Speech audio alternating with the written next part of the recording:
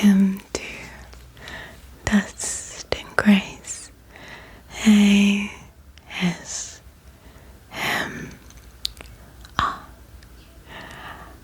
Now, it's a relatively cool day here in Australia.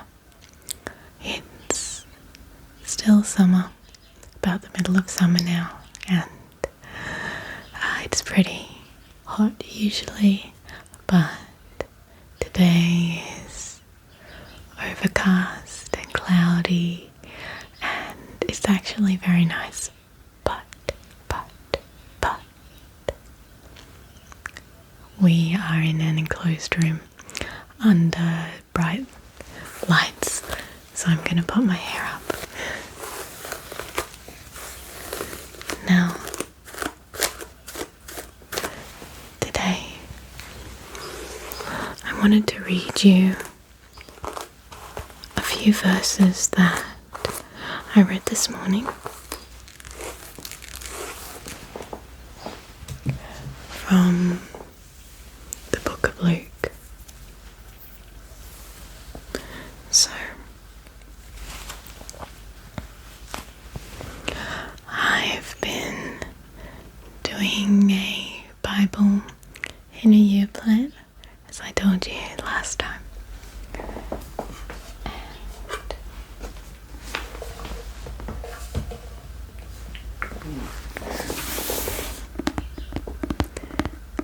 Today I made it to, I think, Luke 8. Yes, Luke 8. This is the plan.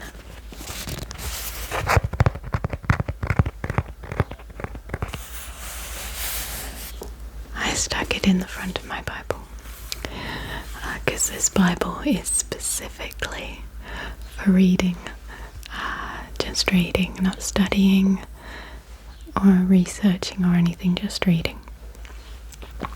So, the most I do in this Bible is highlight in blue just anything that stands out to me. So,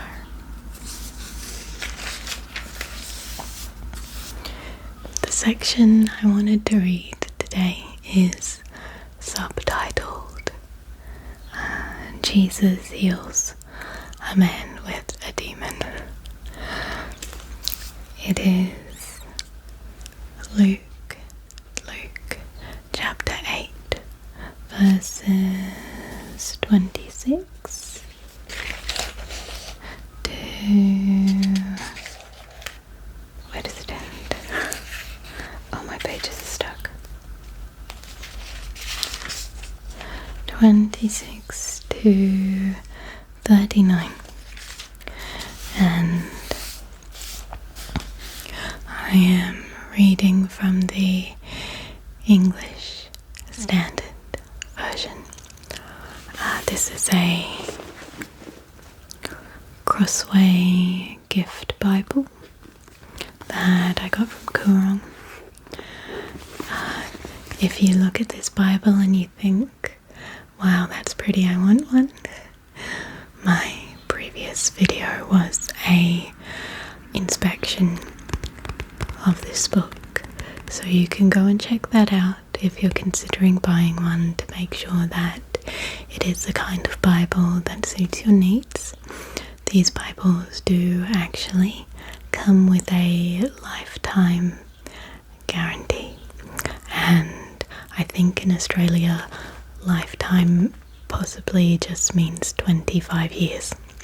So if you do get one and it's faulty or it breaks due to normal use, you can call them and they will apparently send you a comparable Bible. So that's something to consider as well. Now, here we have Luke chapter 8 starting in verse 26, and if you want to read along, I'd recommend it. Again, this is ESV.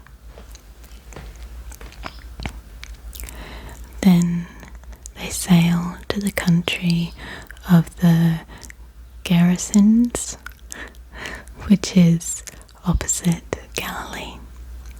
This is after Jesus calmed the storm in the boat and said, "Where is your faith?" to the disciples. Okay. When Jesus had stepped out on land, there met him a man from the city who had demons. For a long time he'd worn no clothes, and he'd not lived in a house, but among the tombs. When he saw Jesus, he cried out and fell down before him, and said with a loud voice, "What have you to do with me, Jesus, Son of the Most High God? I beg you, do not torment me." For he had commanded the unclean spirit to come out of the man. For many a time it had seized him. He was kept under guard and bound with chains and shackles, but he would break the bonds and be driven by the demon into the desert. Jesus then asked him, "What is your name?"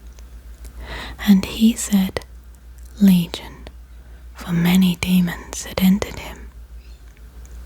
And they begged him not to command them to depart into the abyss. Now a large herd of pigs was feeding there on the hillside, and they begged him to let them enter these. So he gave them permission. Then the demons came out of the man and entered the pigs, and the herd rushed down the steep bank into a lake and drowned. When the herdsmen saw what had happened, they fled and told it in the city and in the country. Then people went out to see what had happened, and they came to Jesus.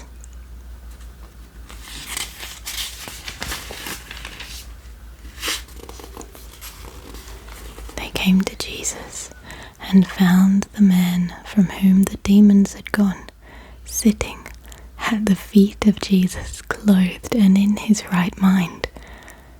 And they were afraid. I'll pause here.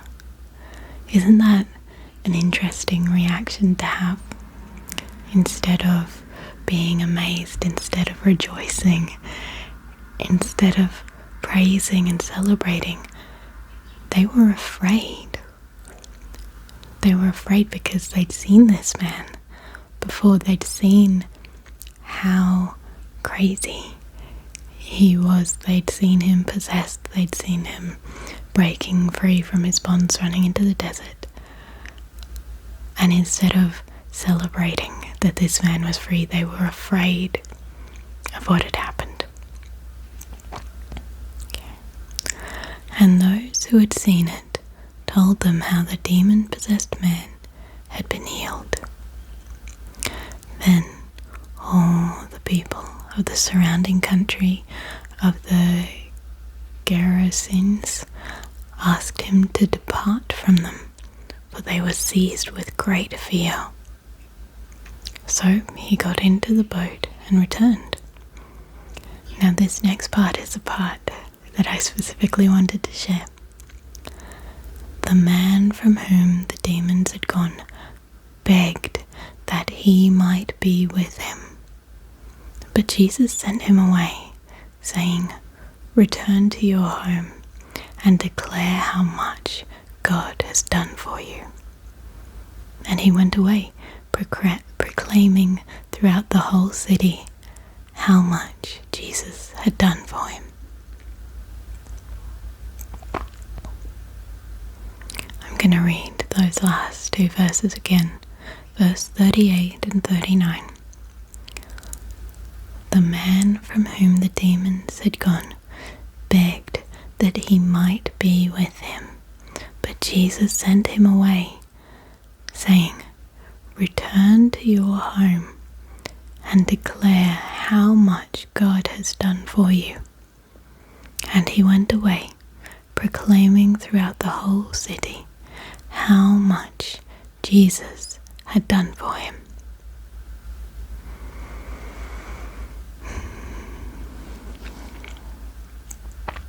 I think that we've talked about this a bit before, but for anyone new here, oftentimes we glorify the idea of callings.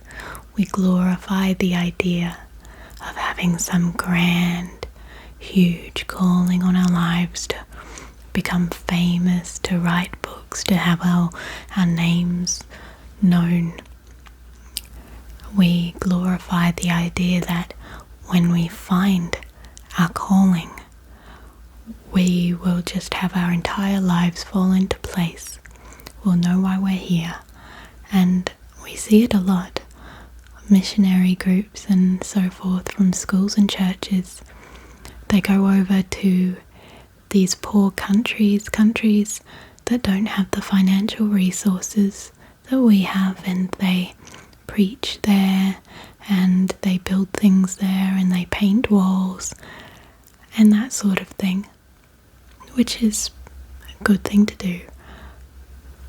But a lot of the time our calling is to go home and to still praise God, declare who God is, declare what He's done for you. This man who had been spared from a life of possession, he'd been spared of this horrible thing that was happening to him. He'd been set free, and he wanted to follow Jesus. He wanted to go where Jesus went. But Jesus said, "No, go home. Go home and tell people what happened." I don't know about you, but I can think of a lot of people I know who don't want to go home, or who are waiting for a big, grand calling. They're waiting for God to do something humongous in their lives, and they can't see what's right in front of them.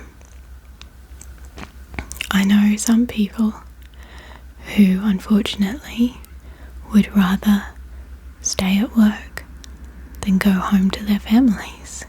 Some people who willingly choose to work late, who choose to invest so much time and effort in their work lives, not because they financially are desperate enough to need to do that, but because they don't want to go home.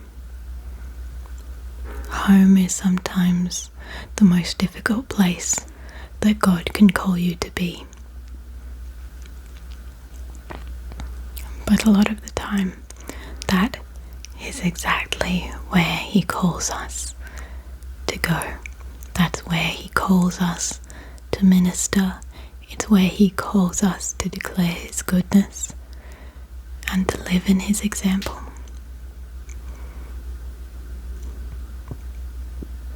The man from whom the demons had gone begged that he might be with him.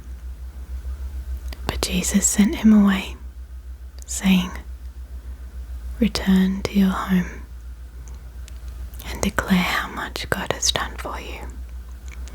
And he went away proclaiming throughout the whole city how much Jesus had done for him.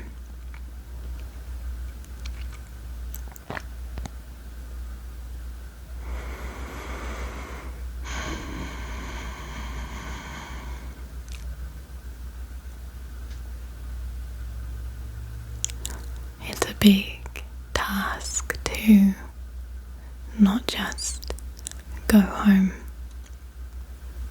but to go home and continue to glorify God. I think a lot of us go home and just disconnect. We want to go home and relax. spend our time on our phone, watching TV, perhaps even reading books. We just want to switch off.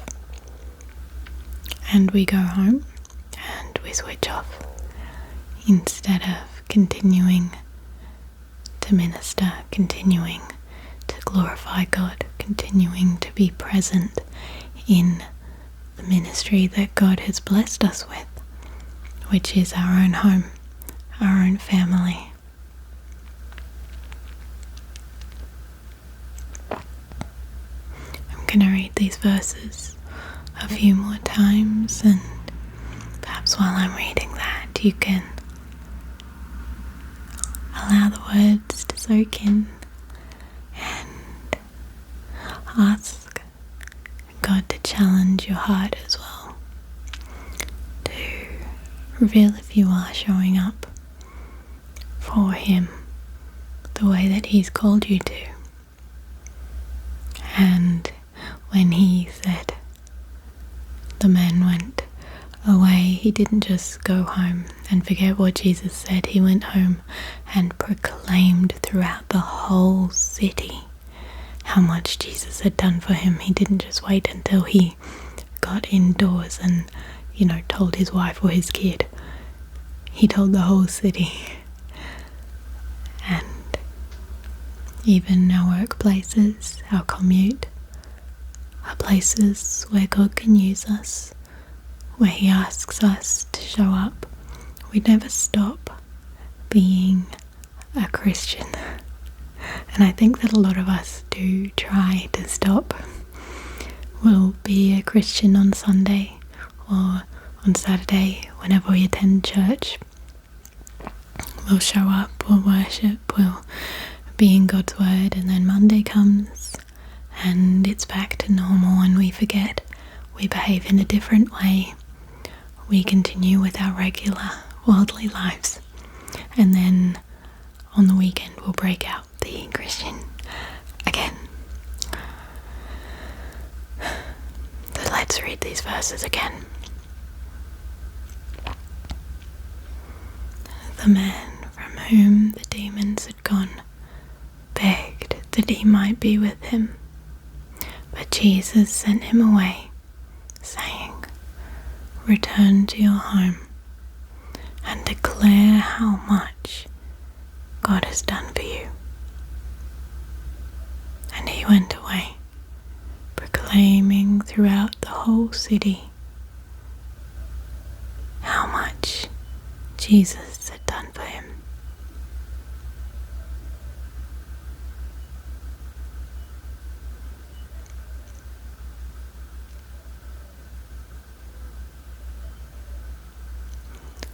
The man from whom the demons had gone begged that he might be with him, but Jesus sent him away, saying, "Return to your home and declare how much God has done for you."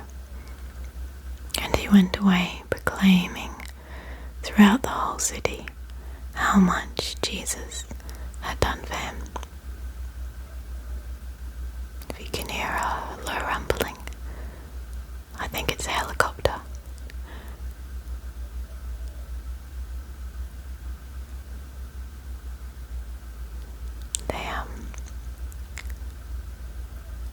When they land at the hospital, they keep it turning over. They leave it turned on so they can leave again quickly.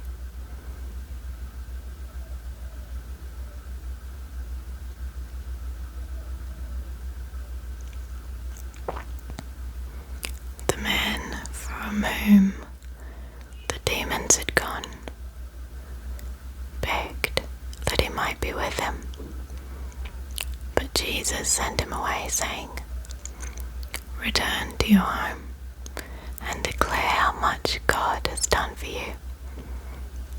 And he went away, proclaiming throughout the whole city how much Jesus had done for him.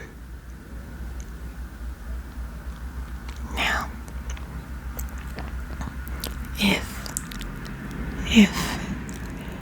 we stop for a minute and we say, okay, my calling is my home, my family. My calling is the place that God has put me right now. How might that change your approach to life? If we stop looking for something bigger and better, if we stop looking for a grand calling. Some people have those callings, not everyone. A lot of people lead a normal life with nothing spectacular, so to say. How might you change how you live? Would you be more present? Would you invest more time, effort, energy? Perhaps it might look like turning your phone off. My husband and I just got dumb phones, the little Nokia flip phones, no touchscreen, just the old keys you have to press like 4 times to get to a letter.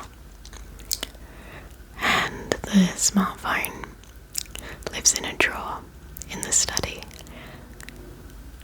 and it only comes out to use as a camera or to do the banking and so forth. It's like a home computer. So perhaps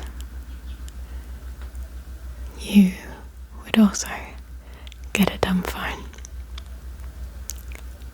The man from whom the demons had gone begged that he might be with them, but Jesus sent him away, saying, "Return to your home and declare how much God has done for you."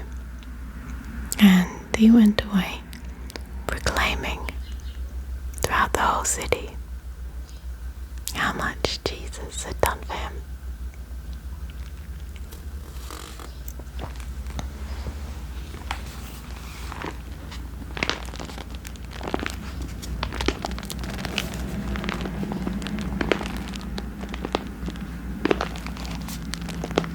I must say, I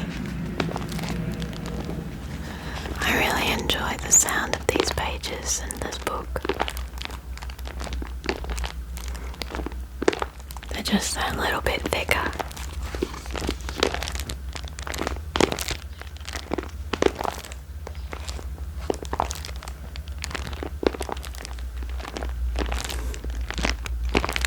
Okay.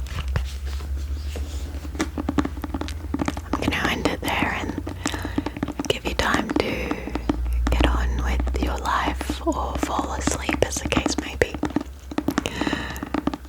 Thank you for joining me. I pray that these words would speak to your heart